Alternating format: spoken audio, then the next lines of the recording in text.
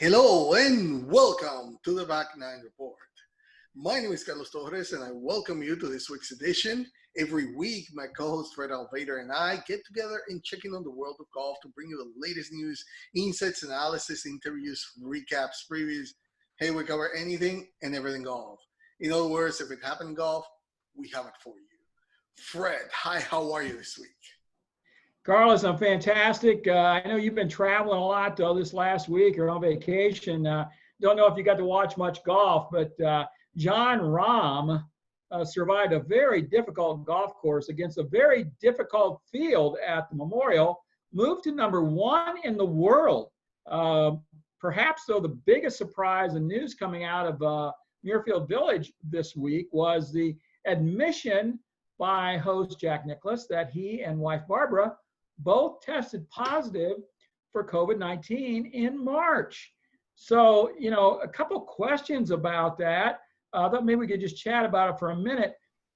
Barbara and Jack are both like 80 years old, so they're no spring chickens, and they're the exact kind of people that we don't want getting this thing. And they had no issues. Jack said he had a little bit of a sore throat and a cough for a day or so, and Barbara had no symptoms whatsoever, but they did test positive like 3 or 4 times. And so my question is, that's great. That's wonderful that they didn't have any problems. My question is, it's curious they didn't come forward sooner and mention that they had that and were dealing with it clear back in March. And also curious is that Tiger Woods admitted that he knew already about this, but he also kept it secret. Maybe I would say, to them, they might not have wanted to attract too much attention to this. Jack is as a person just like Tiger that keeps a lot of the things to him privately. And in this case, I think, to just not be part of trying to take any of the headlines away. I would say, hey, for them, it was not a big deal because like you mentioned, Jack only had a little cough. I guess they were lucky. And of course, they might not have any underlying conditions, which is really when older people, most of the things is they have their underlying conditions, most of them.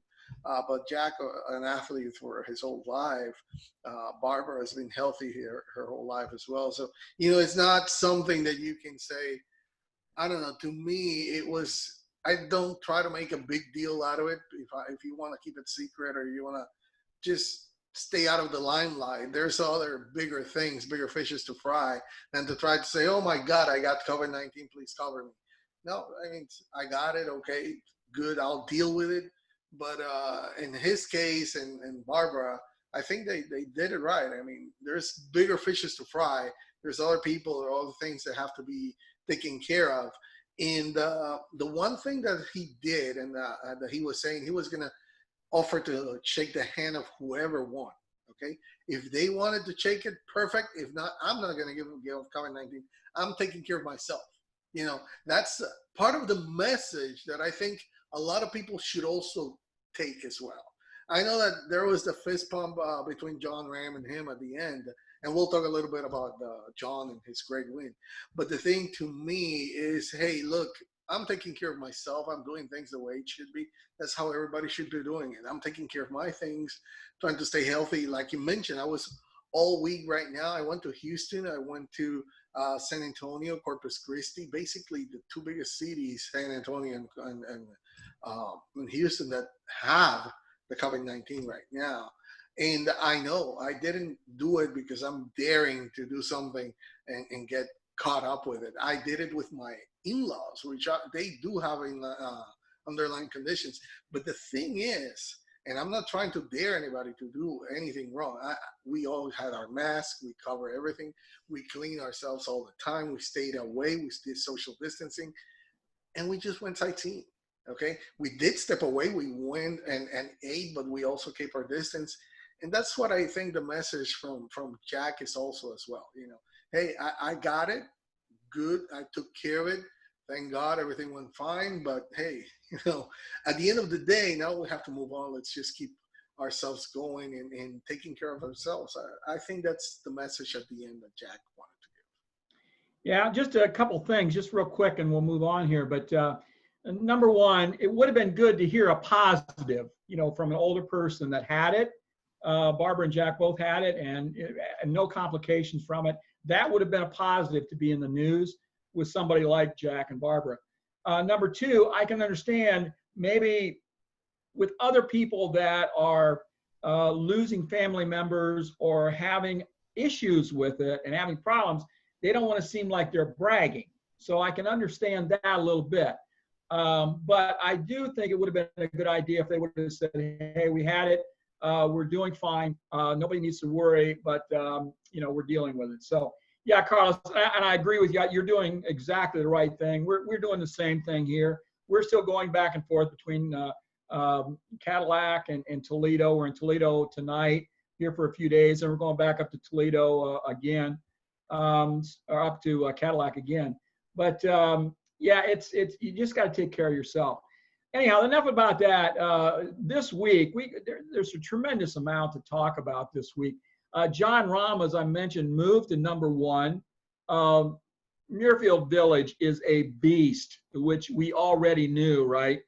And Tiger's back is still an issue, Carlos. That's something that's just going to bother him, I'm afraid. I think we're seeing maybe getting close to the end of seeing Tiger Woods playing much competitive golf. As always, we got a lot of golf to talk about, but I do want to confirm one more thing. It's been rumored, and I didn't know how they were going to have fans. If they couldn't have fans at Muirfield Village with all the precautions they were taking, the PGA announced that they're not going to have fans at the PGA Championship in a couple of weeks out at Harding Park in San Francisco. So they're going to have the tournament, but no fans, just like everything else. So pretty much looks like no fans for the PGA Tour up through the playoffs, Carlos. Yeah, that's really sad. But again, it's the right call. You gotta look out for the people and their best interest. And right now, hey, at least we're seeing golf being played, high level golf, and I think everything will start sorting out itself at some point. Hopefully sooner rather than later. But hey, we have a lot of golf to talk about. And like you mentioned, Jon Rahm, I'm glad. I mean, again, it's just 3 years ago we were saying it's just not.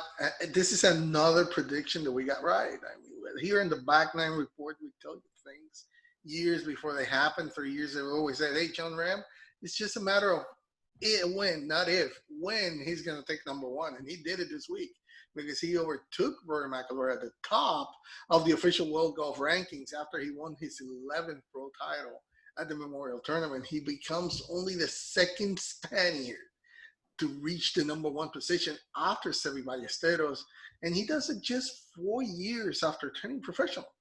Okay, 4 years, and he's already number one. He finished at 9 under, 3 clear of Ryan Palmer after coming back in a roller coaster. I'm going to just say that, 41 at Muirfield Village.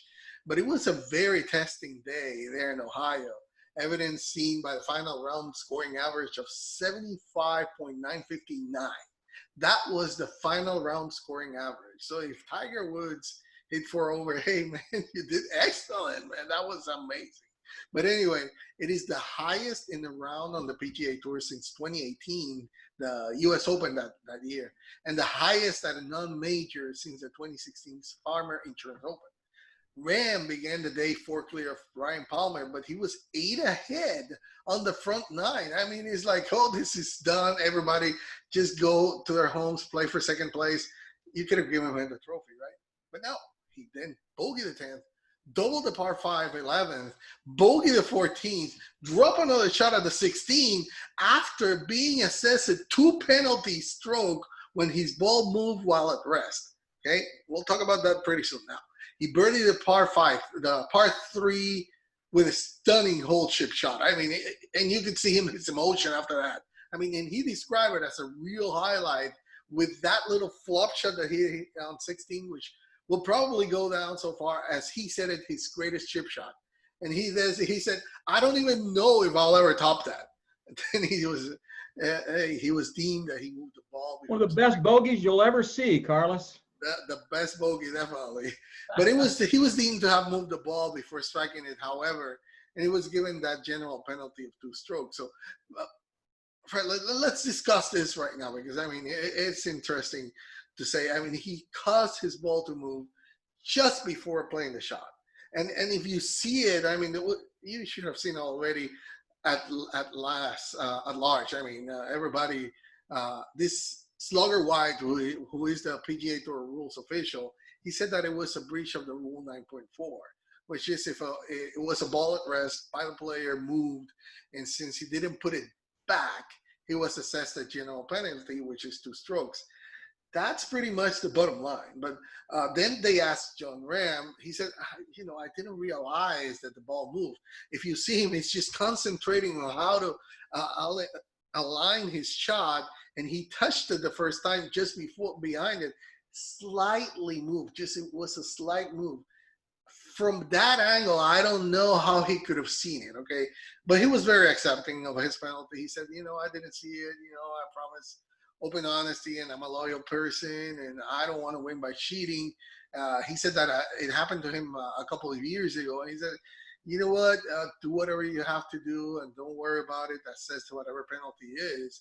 And it's unfortunate. I mean, the great thing, Fred, and this is what I know, Jon is a very straightforward guy, very emotional, but with the rules, he really applies and abides by them. And we've seen it before. But I just can't imagine what if this would have cost him the title and the chance to be the #1 player in the world. What if that would have been? Of course, it didn't come to that. So that's why I think we're just talking about it. What if it would have cost him that, Fred? That's the issue, isn't it? I mean, it's pretty easy to be magnanimous and say, oh, yeah, okay, I moved. Go ahead and charge me a 2-stroke penalty. When he's already leading by 4 or 5 shots, it's not going to mean anything, right? So the issue to me, Carlos, is a part of the new rule is that the penalty can't be assessed because of constant viewing of slow motion or high definition television coverage of something that would not normally be shown. So I actually had someone texting me. I was watching on tape delay. I had been working all day. I was watching it a little bit later in the day. And a friend of mine texted me, he said, have you seen 16? And I said, no, I was not there yet. I was a couple holes back. He said, watch 16 and then call me. And so I watched it and it clearly moved. Now, I'm going to also preface this by saying, Carlos, earlier in the day, Jon Rahm had a chip out of the rough, and I can't tell you what hole it was. A very similar situation, and he laid that club down in that rough. And I'm thinking, and he looks like, from the camera, it looked like it was pretty close to the ball. And I'm thinking, Jon, you're grounding this thing down in that deep rough. The ball could move because it's just sitting on that grass. It's very precarious because that grass is very deep and it's matted. And so if you touch the grass around it, it could cause the ball to move. And he's poking that sand wedge down in there. And I'm thinking, wow. So earlier in the day, I noticed that. And then when I watched that, the ball obviously moved. Now, could he see it? If he was looking at his line, I don't know. The other guy that I was going back and forth, oh, he had to see it. He had to see it. Well, I'm not so sure he had to see it. It didn't move very much. But my thing is he was really jamming that wedge down in there in that tall grass, and he shouldn't have been doing that. He should have known better than that. So it did move. So the question is, he didn't see it.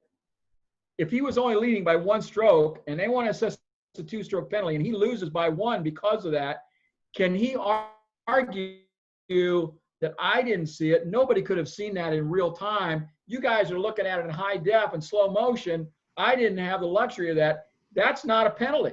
If he argues with that, that's not a penalty. Okay. So, and Brandel Chambly is making this point. Brandel likes to stir things up. But this is a really, we haven't seen, that's just like the new rules a couple years ago, Carlos. We talked about them almost for like 6 months afterwards. It seemed like every week there was a rules issue. And this is not over. We're going to see more of this. And I'm telling you, the guys are going to get on these TV guys and say, listen, those close-ups, you can't do that, okay? I know the TV crews are trying to show how thick and that what kind of a lie that is, but they can't do that. They got to trust these guys to call the penalties on themselves. I would argue if he would have just been one up and lost by one because of that penalty, he would have argued and he would have won that argument, I think. Yeah, because then there's this thing about intention, right? I didn't intend Right. it, and I didn't know that was happening. And I do. That's why I started by saying he didn't gain an advantage from that, Carlos. There was no advantage. The ball actually moved back. It didn't stay there. It actually moved back. So you talk about replacing it to the original place. It actually moved back to the original spot anyhow. Yeah, and if you see, it was just a slight move. I mean, what did he gain by not even an inch? I guess it was. No, he didn't gain anything. So they're making all these big issues, and it's because of having the freaking camera right there. So you're creating more and more attention to something that shouldn't have been an issue, really, because for him, in real action, if the ball would move enough, he would see it. I mean, enough to say, "Oh no, wait." I'm sure they will call it. If not, somebody else would have said it as well. But for him, anyway, yeah, I'm glad that it didn't cost him, so we didn't have to attend and go through all the things and all the challenges and all the stuff. But anyway, it's just another issue here with how they're. I totally agree with you. They have to start stopping those close-ups. It's not helping anyone anyway. And like you say, you have to trust them. This has been the way that it has been all the time. It's not your call to be putting those things right there for the close-up and try to show the shot. You're not showing anything. Nobody else is getting that. It's only the leader. That's what we used to argue about Tiger. Tiger would have all these issues. Well, nobody else is getting the TV coverage. And right. The leader, the two or three top guys, they're getting all the airtime, all the cameras around them. So, the guy that's, down at the bottom of the field, he's got no cameras on him. So he could have been moving the ball around or dropping balls out of his pocket. Who knows? It's just on those leaders. And so it's just not fair. Right. If you're going to do it for everyone, right? Do the close-ups everywhere and then make it fair for everyone. But in this case, it wasn't. But anyway, for Jon Rahm, hey, Jon, congratulations. You're the second Spanish man to become world #1 after your idol, Seve Ballesteros. I mean, they told him hey, he should be proud. He almost got into tears about that. He's the third fastest player since turning pro to reach the world #1 after two big names. I mean, Tiger Woods and Jordan Spieth. And Jon is just this is just beginning for him.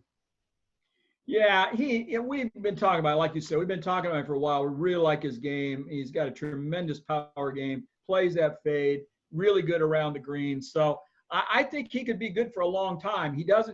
The swing that he's using does not put stress on his body. And he is built like a nose tackle. From the waist down, he is massive, right? Like Jack Nicklaus, big thighs, a lot of power generated from the bottom up. And so that's a swing that will last for a long time and not cause a lot of injuries. So we could see Jon Rahm for a long, long time to come. Carlos, I got a bunch of talking points for this thing. I watched a lot of the Memorial. First year for a long time, I haven't been able to go down to it. Really missed being down there. Tiger Woods. Well, first of all, I got to say, who knew Jack was going to hire the USGA to come in and set up the golf course for him like a US Open setup? Who knew? Tiger looked very smooth on the first day. He wasn't forcing any swings, wasn't over swinging. He played a really nice round of golf. He was 1 under par, just taking what the golf course gave him. Nothing was out of sync. The next day, the back was bothering him. You could tell it. He was, moving gingerly. He was not able to turn as well. But he still made the cut on the number. Saturday, it was okay. It was not too bad. He came back after the back really bothering him on Friday. But Sunday was kind of a disaster. He just couldn't get anything going on Sunday. It seemed like everything he did, and you don't normally see this out of Tiger. Everything that happened was bad for him. nothing was going his way, which you don't hardly ever see. I mean, he gets the break, or if he's got a bad shot, he turns it into something. Well, he just wasn't able to do that on Sunday, and so nothing really worked well for him.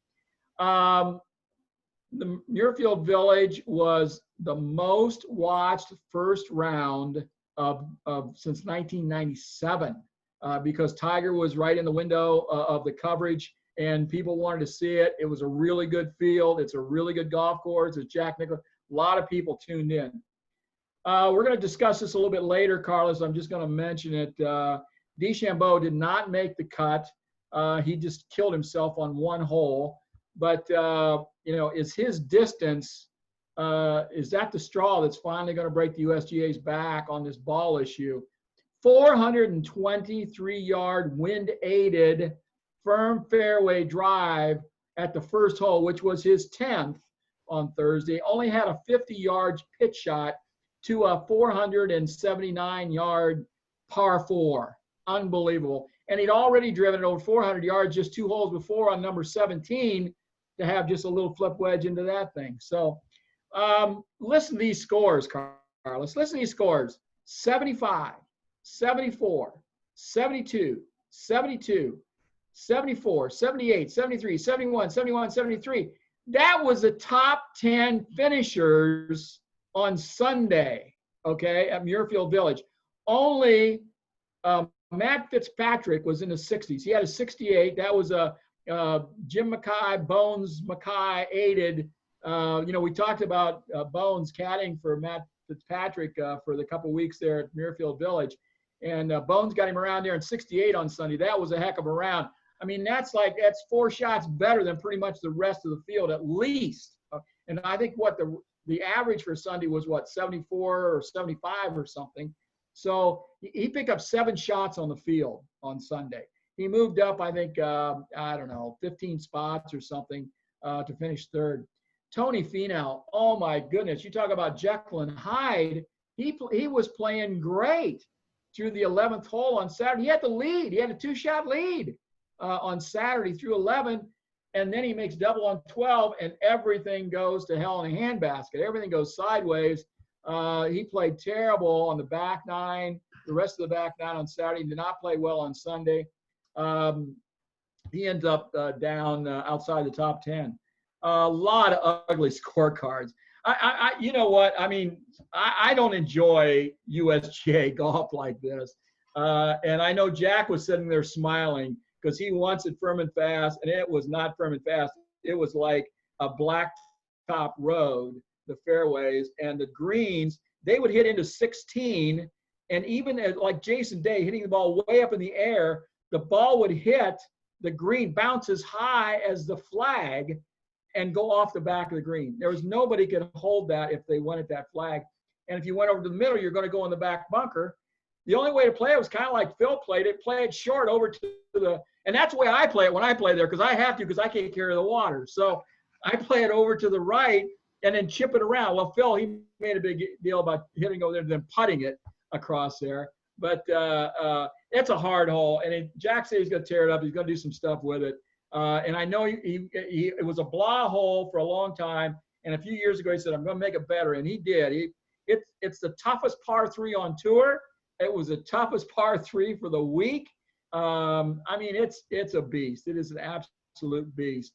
Jordan Spieth, oh my goodness, up and down, up and down. Holy moly, what a roller coaster that guy is on. He cannot string holes together. He cannot string rounds together. He can play 5 or 6 holes like the #1 player in the world, and then all of a sudden he'll go off the rails and play 2 or 3 holes, and it looks like he should be on the Korn Ferry Tour or something, man. It's ugly. I think it's in the guy's head. I don't know what he's going to do. Really high winds on Saturday, really affected scoring. No 20 under par this week for the Memorial with those hard and fast conditions like the week before that they had. No low rounds there. Nearly unplayable. The course was nearly unplayable on Sunday. And that led to a lot of problems for the golfers because they knew they had to be so precise. And so they were trying to guide their ball instead of just going ahead and hitting it. And that's what created a lot of problems because then they were coming out of it and they were trying to guide it. And, the shots that Rahm and Ryan Palmer hit on 15, those were two of the worst shots I've seen pros hit. And they were terrible. They're absolutely terrible.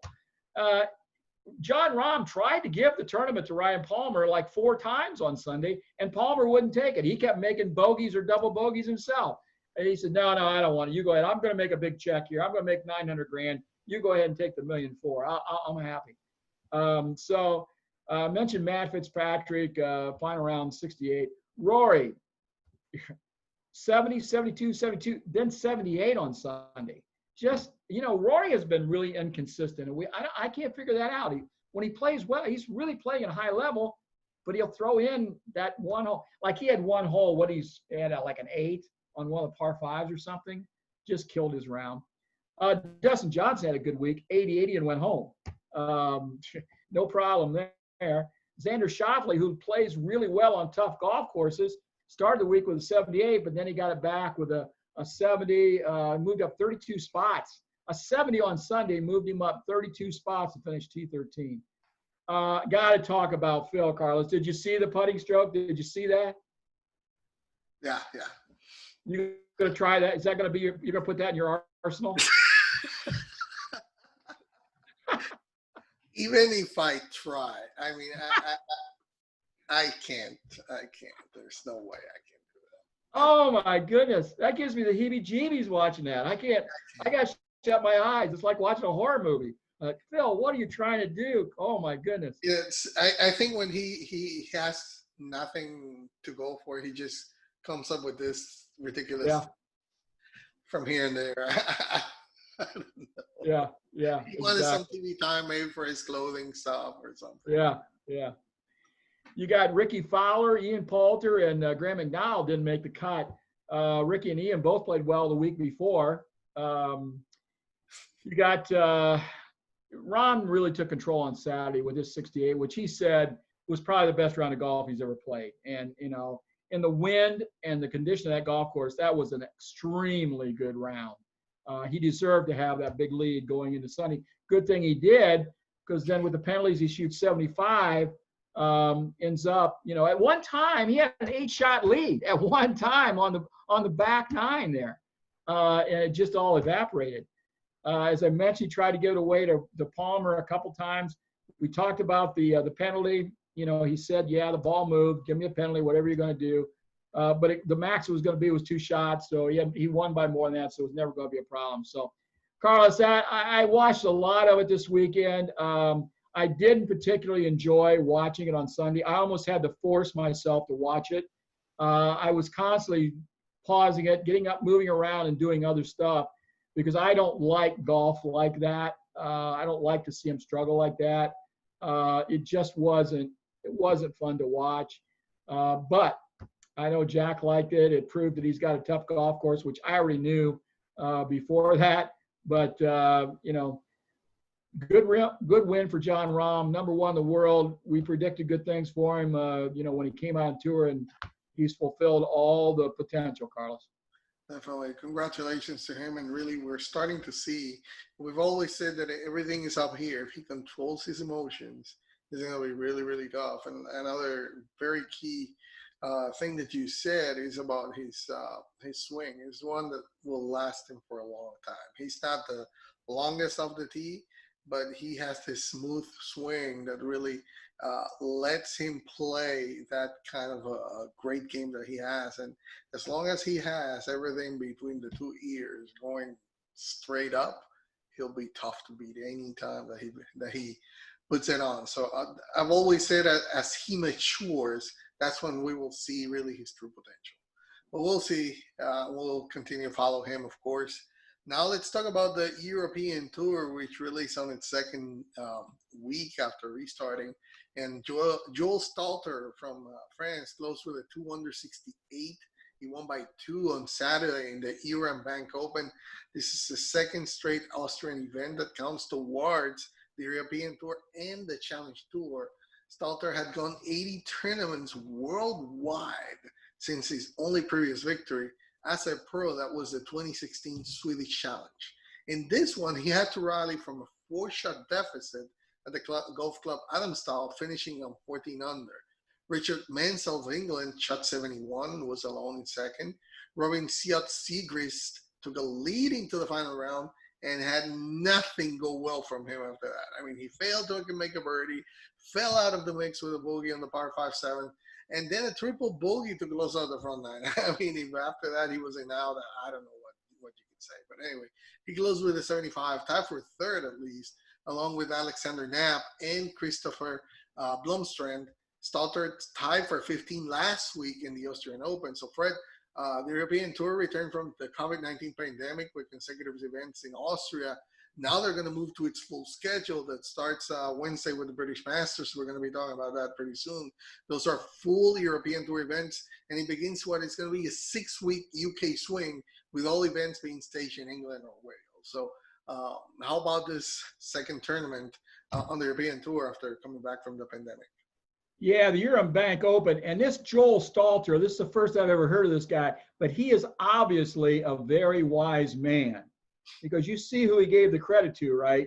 Gave the credit for the win to his girlfriend who was caddying for him that last week, right?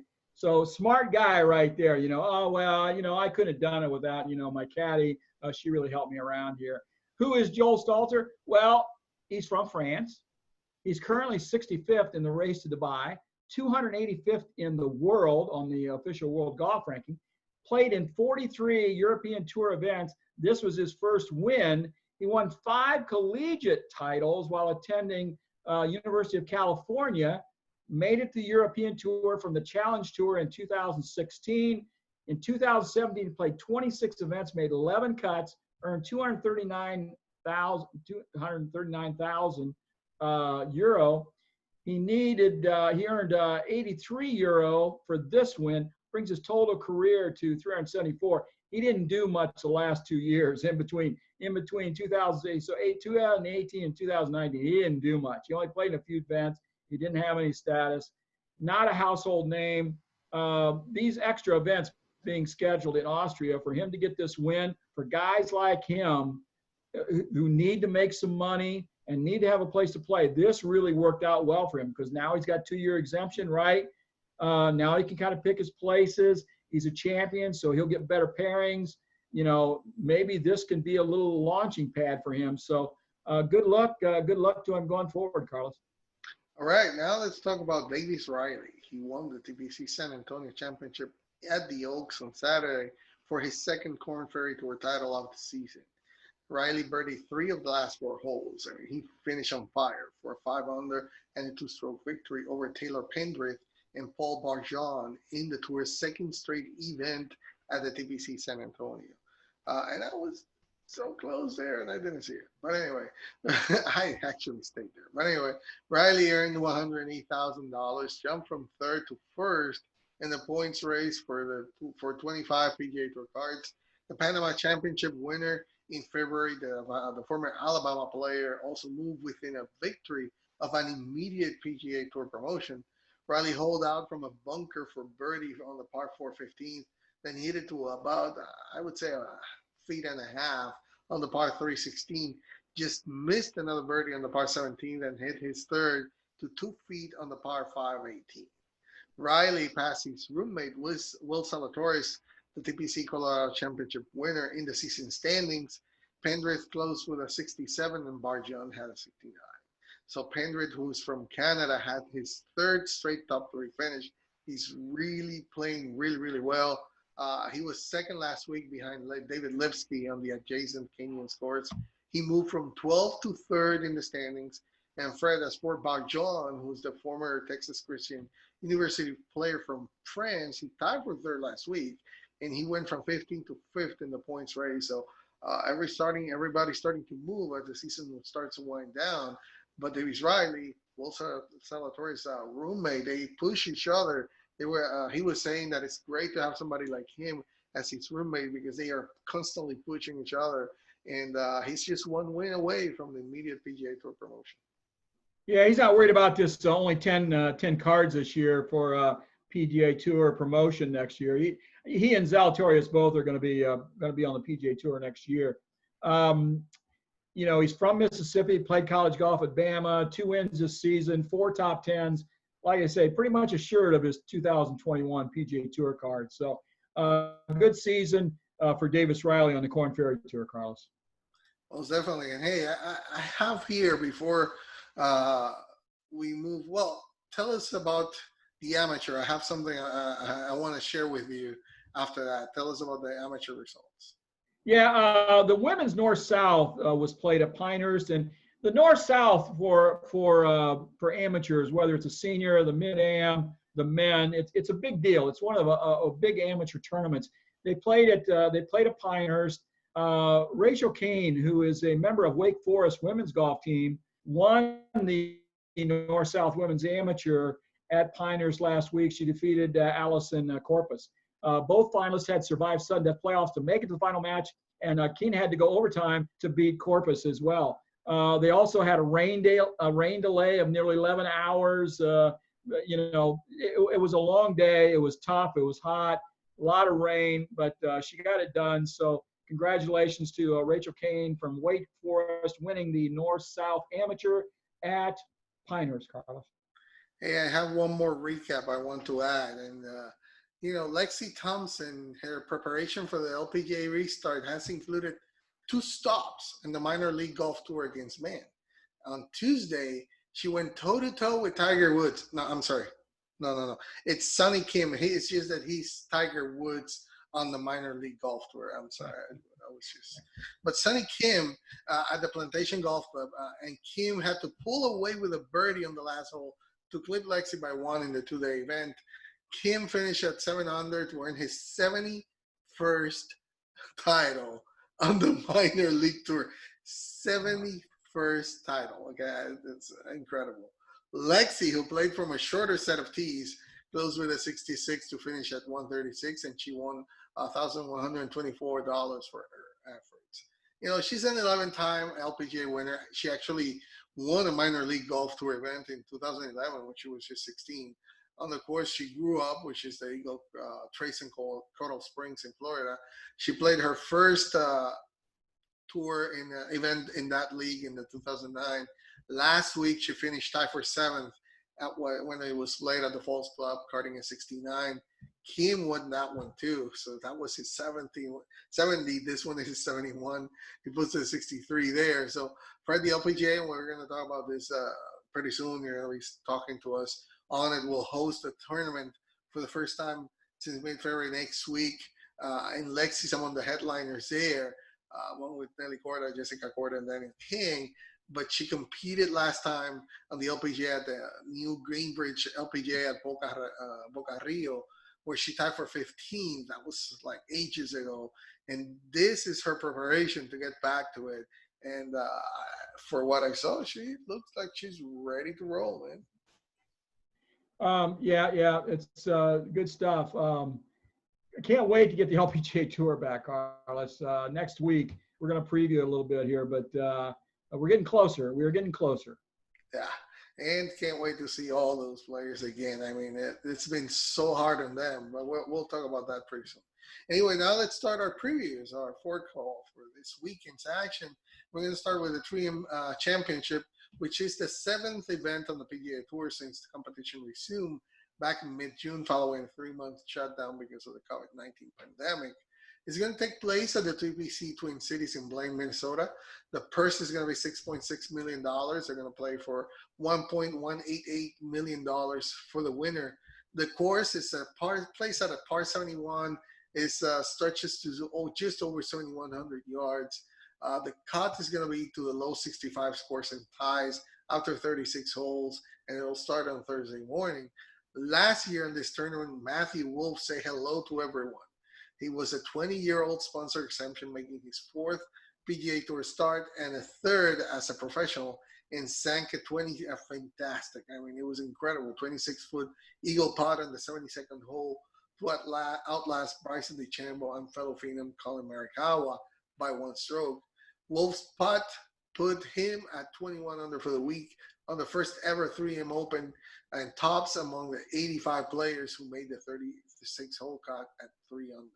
Now, Fred, the players to watch this year, the 156-player field features 6 players in the top 30 in the world. Dustin Johnson said immediately after he missed the cut, going to Minnesota, so book me up. Brooks Koepka is going to be there, and I'm concerned about him. He started to say, that knee is really bothering him when he starts walking downhill. He's in pain, so just like Tiger in his back, Brooks in his knee, I don't know, I'm starting to get worried about him. It doesn't look good, but anyway, we'll see how he deals with it. Tommy Fleetwood is going to be there, Tony Finau, Paul Casey, Bernd Wiesberger. The major champions in the field include Stuart Sink, Jason Duffner, Lucas Glover, Charles Rosa, and Tom Lehman, the local boy, is going to be there. Well, Koepka wants to be in the playoffs. Right now, he's outside. I mean, he's not even close, and he's not playing that great. So, 2 weeks in Columbus really didn't yield a lot for him. And so, if he doesn't, I'm telling you, if the knee really bothers him up in Minnesota, then he probably needs to just shut it down for the rest of this year, get that thing healthy, whatever he's got to do. But we got the PGA Championship coming. We got the U.S. Open coming. We got the Masters coming. He wants to play in those majors, and he wants to play in the FedEx Cup playoffs. So, he's probably going to try and keep playing. But if he doesn't jump up real fast inside the top 125, maybe get up inside, I want to say to make it to the Tour Championship, you got to start inside the top 75 or the top 50. It's really tough to make it into that top 30 if you don't start up there to begin with. So if he doesn't start jumping up real quick, he might as well shut down, and maybe he'll wait and see how he plays the PGA Championship, and that might be the decider. I don't know, but if he doesn't start playing better pretty soon, I got a feeling he's going to shut it down, Carlos. Oh, definitely, and I don't know. He's not looking well. I am like you. If he cannot by any means get better before, I mean, this is like make or break week for him. He doesn't make it well. Hey, just Brooks. There's gonna be more dough coming down the line. I mean, next year's another year. Just try to get healthy, and we know he's all for the majors and the FedEx Cup playoffs. But at this point, it's better to be healthy than to just get it worse. But anyway, let's see what happens there. And Fred, there's also going to be tournaments in the Korn Ferry Tour and the Symetra Tour. So if you want to go ahead and preview those 2 tournaments. Yep. The Korn Ferry Tour, they are in Springfield, Missouri for the Price Cutter Championship. That's real close to Branson. And Branson just opened Tiger's new course down there. And we got an announcement. We're going to talk about them a little bit later, actually, in the show. The Price Cutter Charity Championship, presented by Dr. Pepper, Highland Springs Country Club, Springfield, Missouri, purse $650,000. Only 3 events remaining before the Korn Ferry Tour series, final series begins in August, Carlos. This week in Missouri, next week in Omaha, Nebraska, then on to Oregon before the Albertsons in Utah, the Nationwide in Columbus, and then the Korn Ferry Tour Championship. So we're getting right down to the end of the year for the Korn Ferry Tour. It doesn't seem like they've got started, but we're right here at the end of the year. So that's why we were saying earlier that Davis Riley and Zalatoris are in such good shape. Even though they're only taking 10 cards this year, it's going to be tough to jump around those guys if they just play halfway decent in these last 5 or 6 events, Carlos.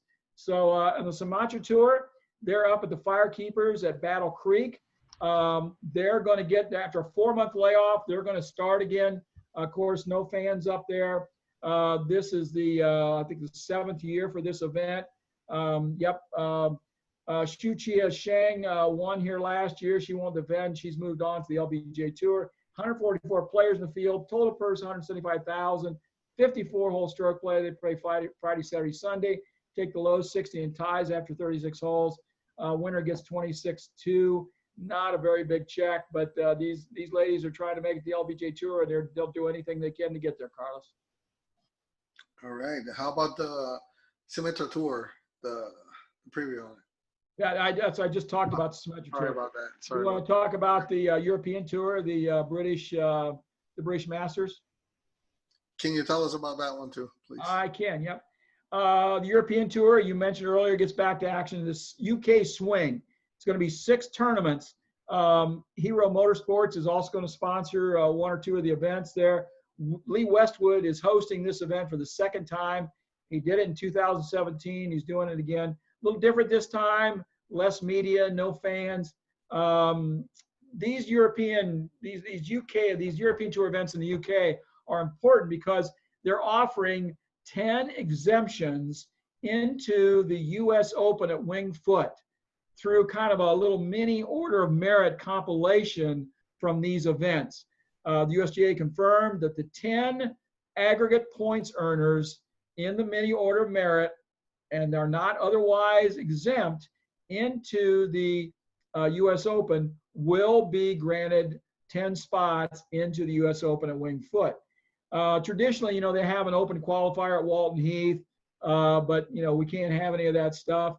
So, that's the big deal. That's what they're really playing for in these events. Spots in the US Open, plus ranking points in the European Order of Merit, and to make some cash. In addition to it, the European Tour on these are working with their health strategy. All these tournaments are golf for good. And so they're supporting the communities where the European Tour plays. They're rewarding the true heroes, such as the frontline workers in all these areas. They're promoting the many health benefits that golf offers. So they're talking about golf as a good, healthy thing to be doing, and they're recognizing the people that are taking care of us during all this pandemic. There's going to be also, they're going to hand out some money during this 6-week swing. They're going to hand out $500,000 to the charities that are local to the tournament venues, and charities chosen by the leading 10 players in the mini Order of Merit that are going to run through these tournaments. So I want to mention one more thing before we get away from here. We love talking about Miguel Angel Jimenez, the most interesting man in golf, without a question. He's got 21 European Tour titles, already holds a number of records on the European Tour. He broke his own record during the 2014 Open de España to become the oldest winner at 50 years, 133 days, and surpassed Colin Montgomery when he recorded his 10th hole-in-one in 2015. But he is set to make his 706th start this week. That's a lot of golf in your career. 706 starts. That ties Sam Torres as the most starts on the European Tour, Carlos. That is a heck of a record to have right there. 706 starts. You know he's going to get more. He's going to set the record to play. He's going to play for another year or two. He's competitive. So he'll end up with, probably 750, 775 starts before he gets done. That's a lot of golf. A lot of professional golf all around the world. It is. And congratulations for him. And that's just a testament to the way, a lot of people make fun of him and his warm-up routine and all this stuff. But he does take very seriously to be fit. And that's just a testament to that. And it's the cigars and the wine. That's what does it. Cigars and the wine. That keeps you healthy. And driving fast cars, There you go. So anyway. Ferraris, preferably. So anyway, tell us a little bit about Boyne before we move on to our news pieces. Oh man, Carlos, I've made 3 trips up there this year so far. I'm in heaven. I love Boyne. We talk about it all the time. I absolutely love it up there. We just went up there Saturday evening, actually. When I was up there the last time a few weeks ago, we went to Boyne Mountain, which I had never been to before, and I was so impressed with it. There's 2 golf courses there. They're fantastic on the backside of the mountain from the ski slopes. But the best part is it overlooks Deer Lake. And at Deer Lake, they have a public beach there. They let the neighbors come in. They let everybody come in. It's really for the guests at the hotels, at the resort, but they let anybody come into it. Kids are playing out in the yard. It's a nice beach. It's a beautiful lake. You look, and then they have the beach house restaurant there, Carlos. And so I took Pat up to dinner there on Saturday evening. Food was outstanding. We sat there on the patio looking out over Deer Lake. The kids were playing. People were on the beach. It was a fantastic evening. It was just absolutely beautiful. So people, I want to tell you, I sing the praise of Boyne every week, and it's a great place. And also, Carlos, I usually save this for the end, but we just posted today the interview that I did with Stephen Kircher, who is the CEO and president of Boyne. And I never talk about this, but Boyne is actually 12 resorts, and they spread from Vancouver, Canada, to Montana, to all across the country: Maine, Vermont, New Hampshire, Tennessee, Michigan. It's a third largest mountain resort, ski resort company in the country. It's the largest privately owned mountain resort, sporting skiing resort in the world. And they just do a fantastic job. Everything is first class. It's so beautiful there. So I just want to tell everybody, we always talk about the golf, how great it is. The service is fantastic. The food's outstanding. If you get a chance, go to that beach house restaurant over on at the Boyne Mountain. It's fantastic. You're going to love it. I guarantee it. Go to BoyneGolf.com. Check it out. There you have it. Now let's start talking about our pieces of news for this week. And the first one that we're going to talk about is the Rolex rankings, because they are back, but with a significant modification. Now, while the world continues to grapple with the coronavirus pandemic, the Women's World Golf Rankings Board of Directors announced on Monday in a release that points and divisors will only change and age on the weeks when an athlete competes. Okay, on the weeks when a player does not compete, her individual points, average points, and divisors will not change your age, and that's different from what used to be. Okay, now every week everything will be, so if you didn't defend those points that week, you would lose them. So her ranking could still shift, and that would be based on the performance of other athletes who are competing. But this allows for unusual breaks in tournament schedules, the travel restrictions, and players who aren't yet comfortable competing or only want to compete in certain areas of the world.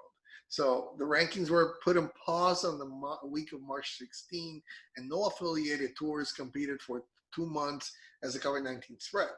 Now, since May 11th, the Korean LPGA has staged already 7 tournaments, and the Japan LPGA has put on 1.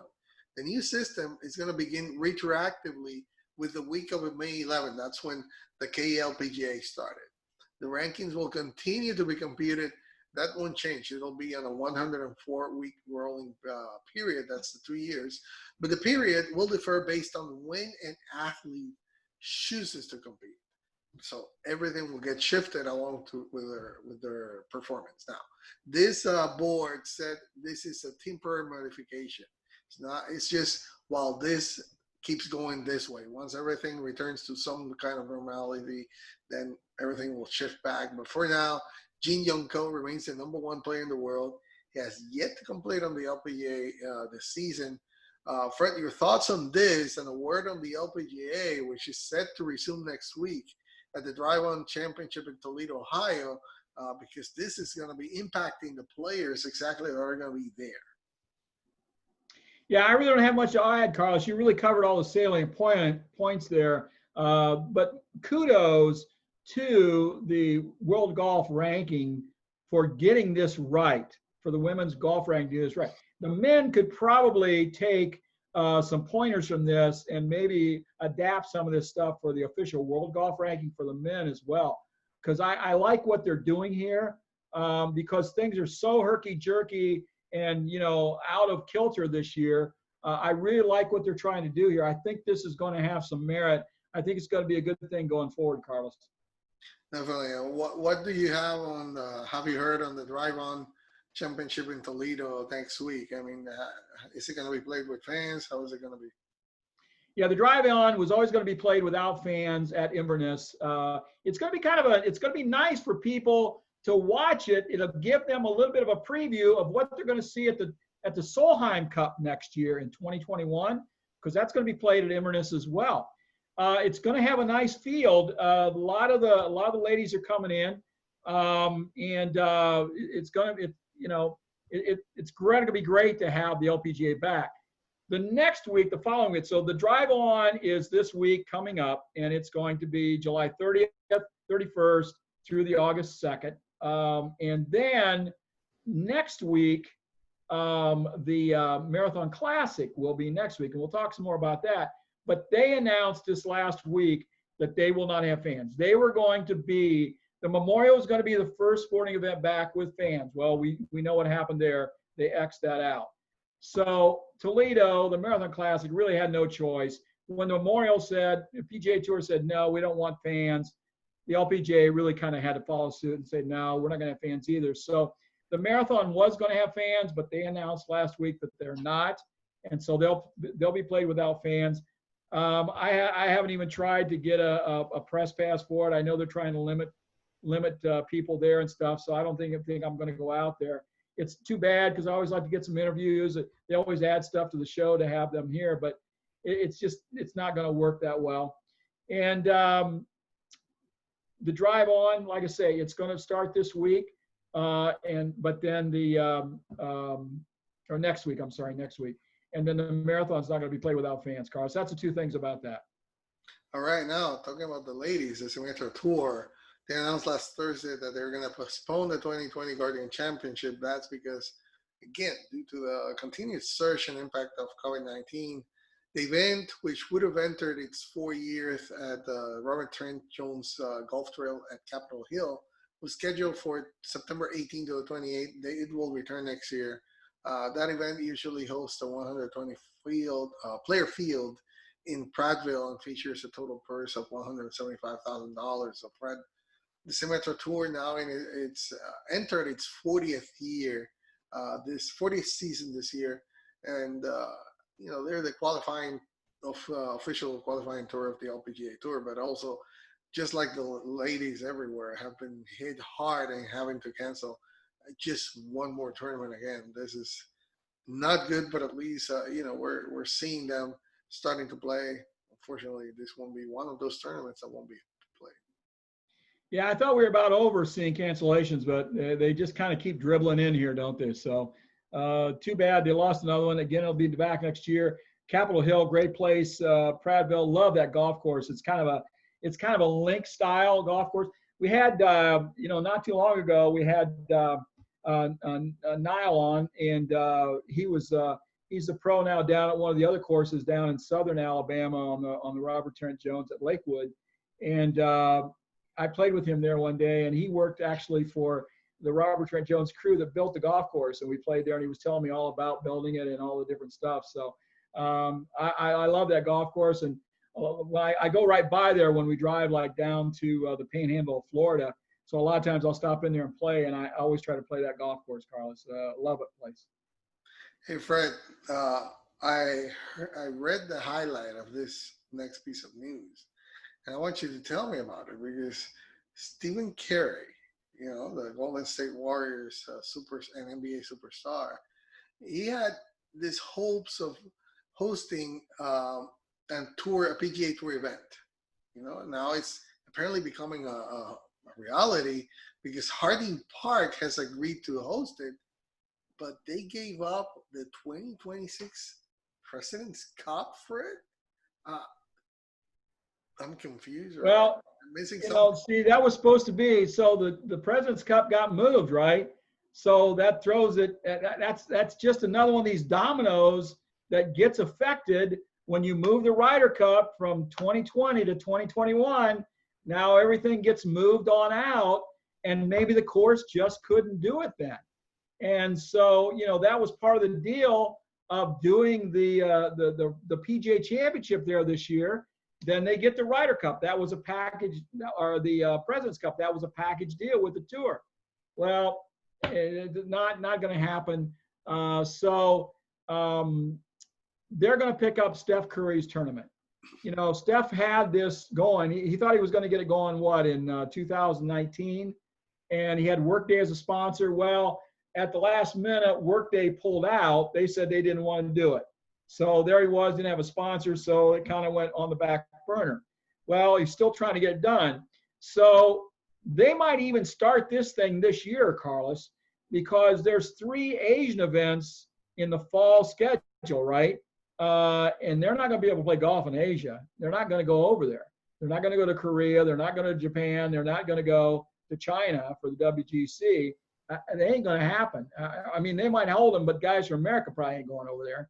So they're going to need something to play, and I got a feeling they're going to slide this in maybe even this fall.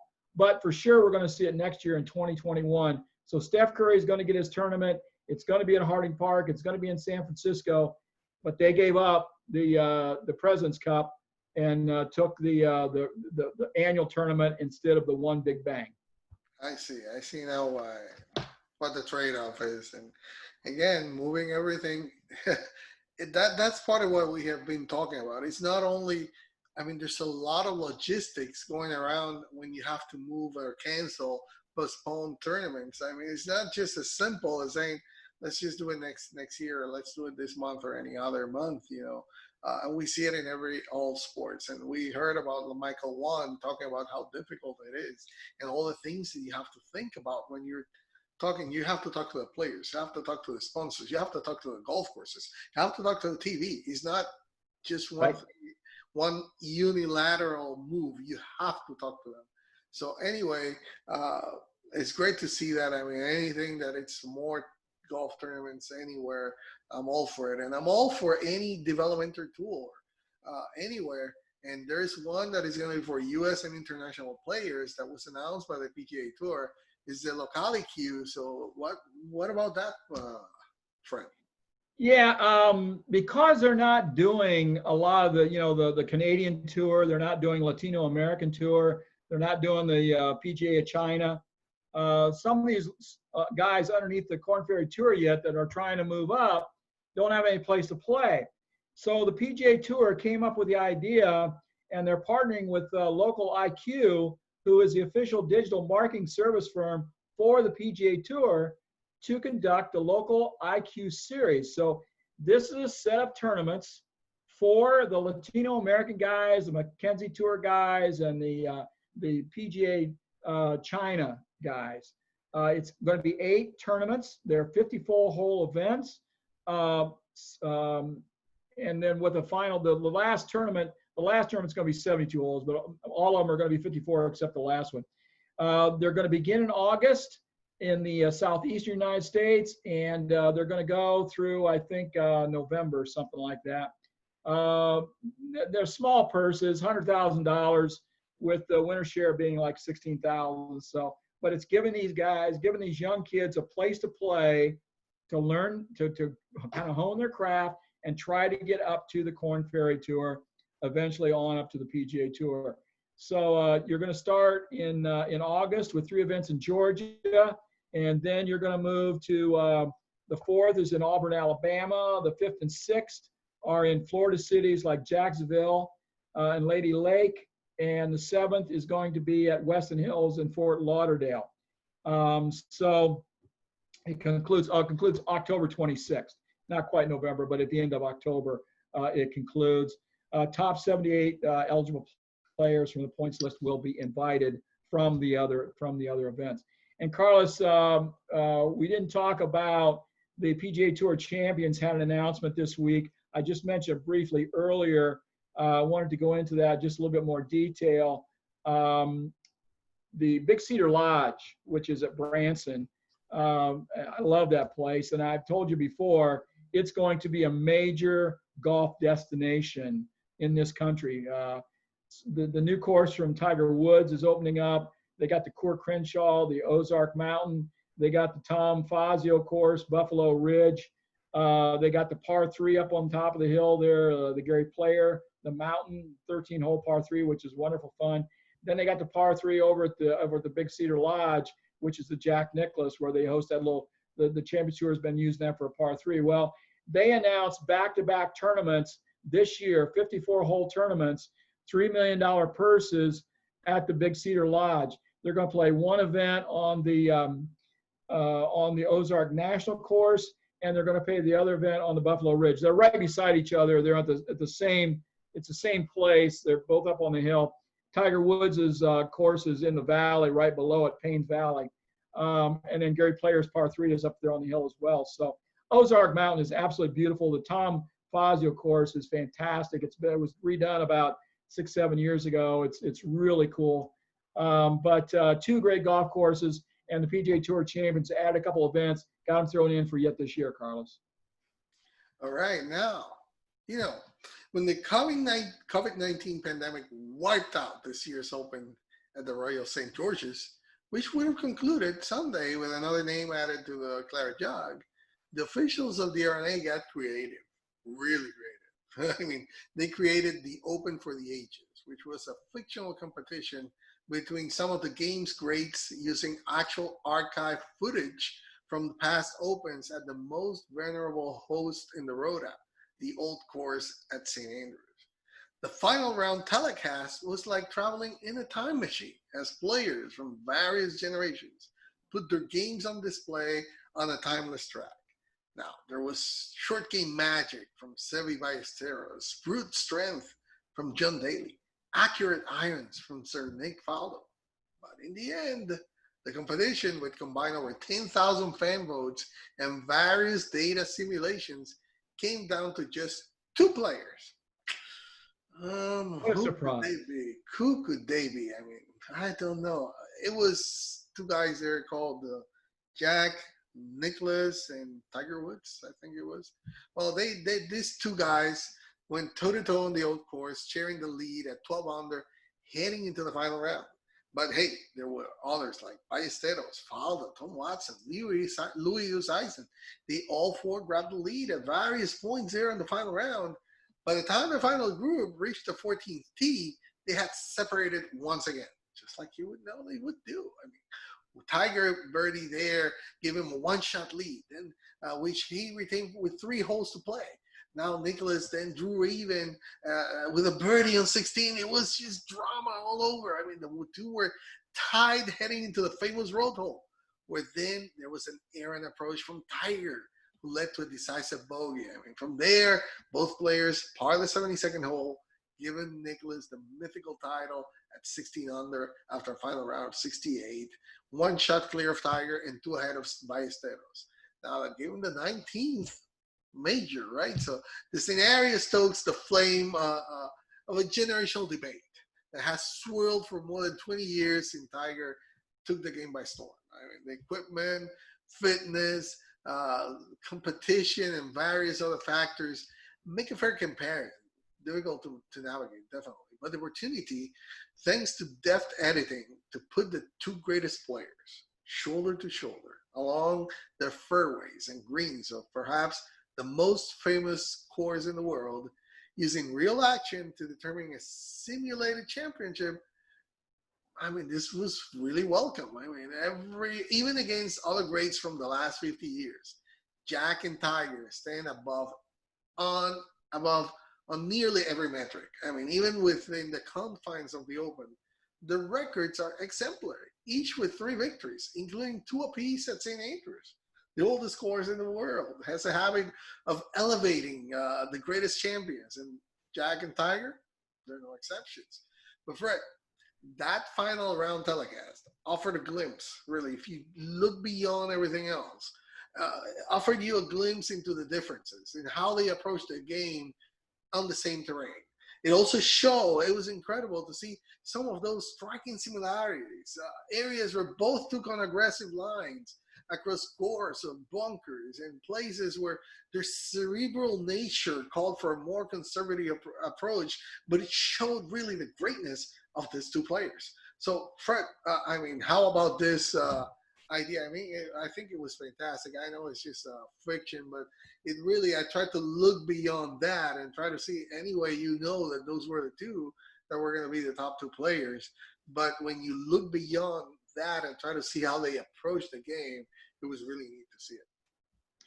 You know, I was a little bit skeptical when I talked about this last week. I didn't, you know, I didn't know how this was going to come off, but I have to say this was very well done. I have not watched the full 3 hours of it, but I watched the final round highlight package, which was 30-minute long, and that was really well done. I really enjoyed watching that, and I'm going to try and watch the whole 3 hours sometime, because I think there'll be more shots from Norman and Watson and some of the other guys. But I really did like it.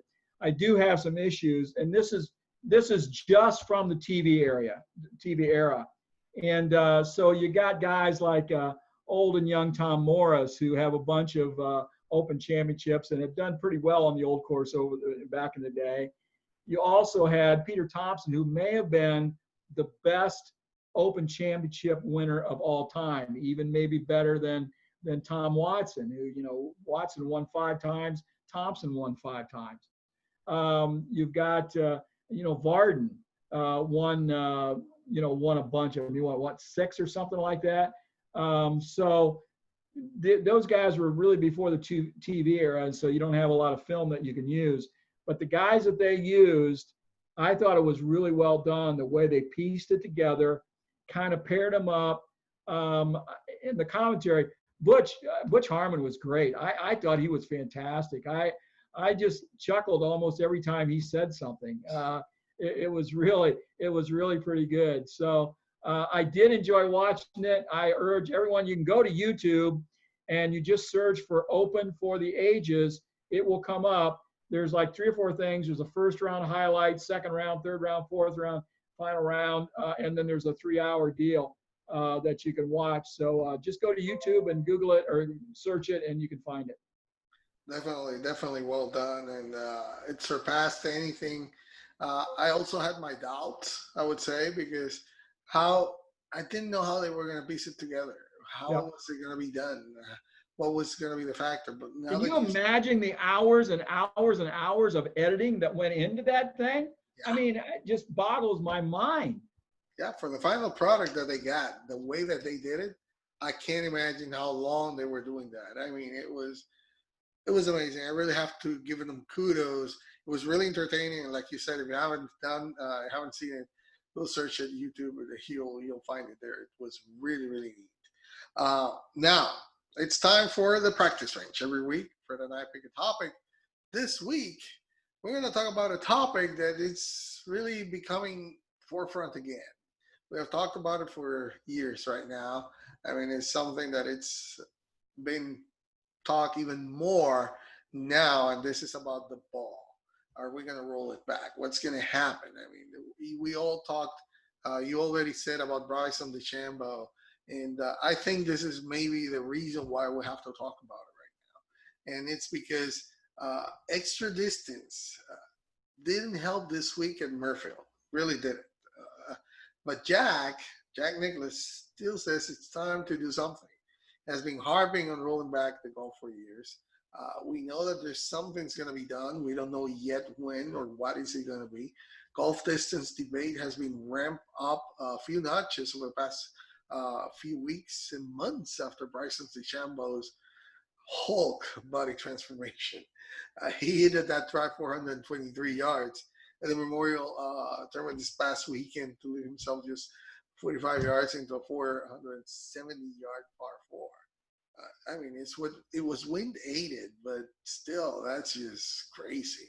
And Martin Slumbers, who's the chief executive of the R&A, recently said there will be discussions of great seriousness. Those were his 2 words: great seriousness about distance in the game of golf. The answer to the supposed problem could be via change of equipment. I know this word you don't like it, from bifurcation, where trim professionals use different equipment to the amateur players. Yeah, I'm going to stop now, and I'm going to give you the way to go first, because I know how you feel about this. And I mean, I know all the listeners that have been with us for the years know how we both feel about it, but let's go. Let's get at it one more time.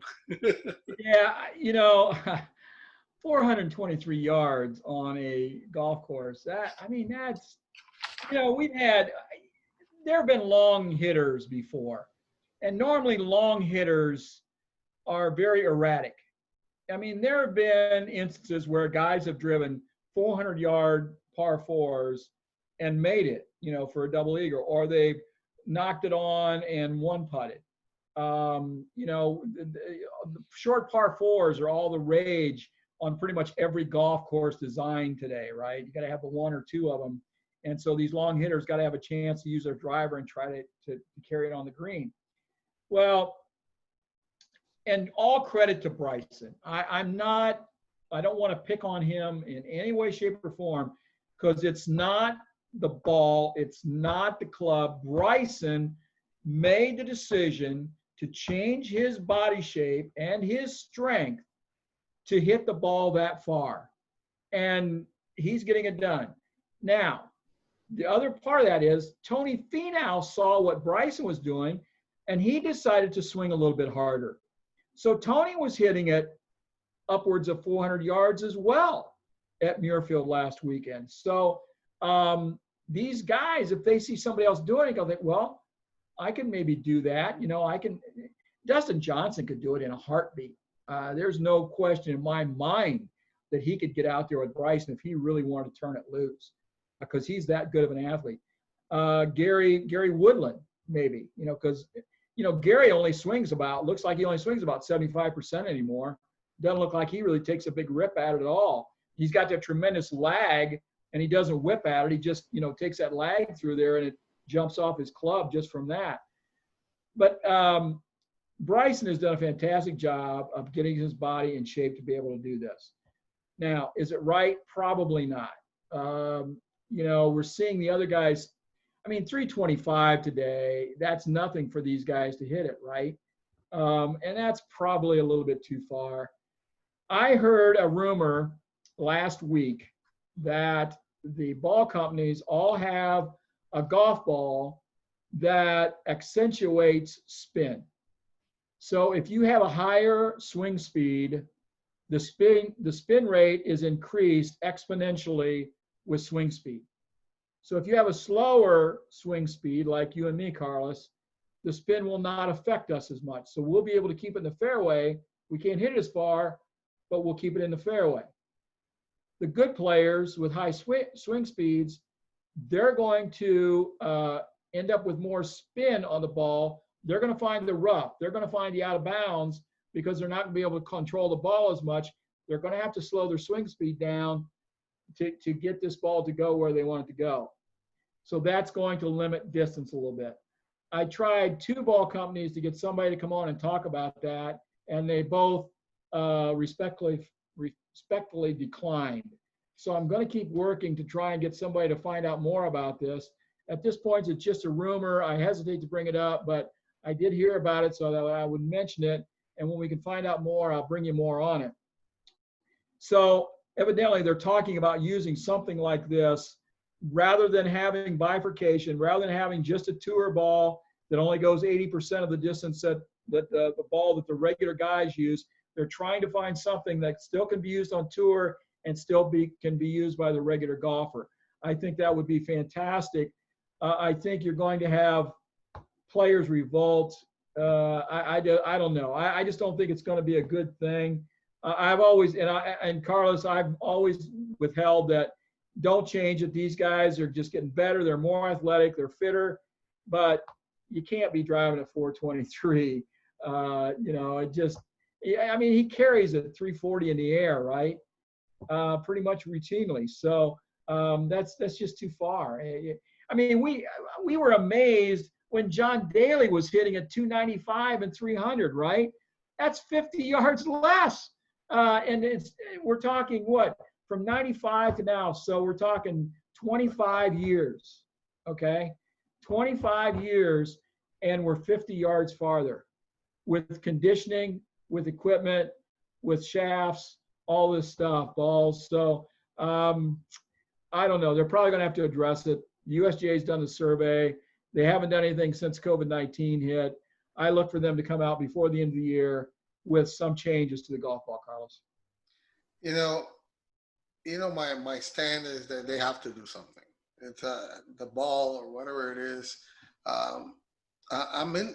It's interesting what you said about what the companies apparently are doing, or at least have already ready.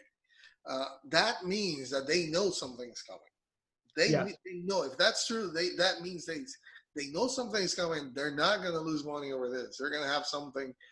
They have something ready as a backup plan. This is what we have. Okay, you want something done? This is what we're going to do for you, and this is going to work. And maybe all the technology is going to be rallying around that specific piece of feature of enhancing the spin as you have more swing speed. Now, trying to be fair, as I'm always have been, I always say, and I know, if you do roll back the ball, then you're affecting the less. You're still gonna have the bigger athletes are gonna still hit it farther. I mean, that's why I think what you said about the manufacturers that they're doing, it would be a perfect.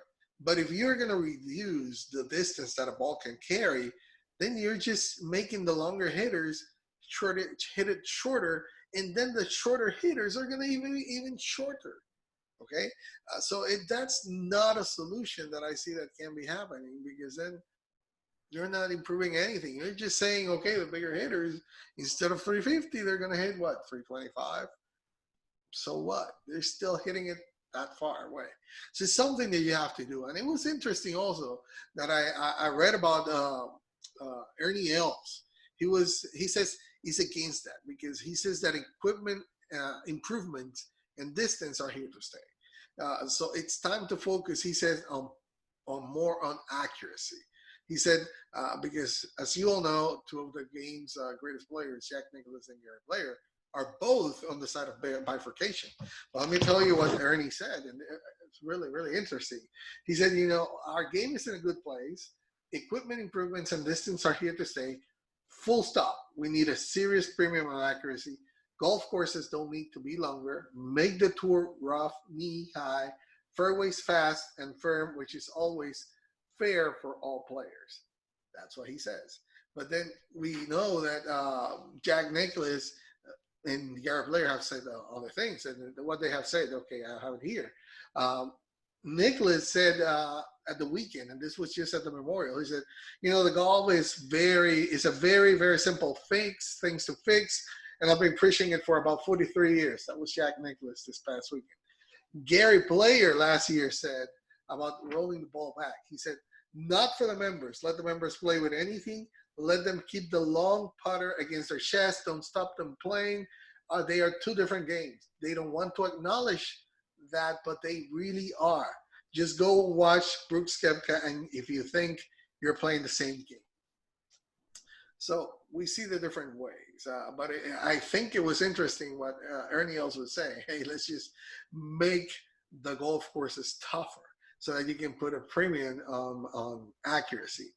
But at the end of the day, I don't know what they're going to do.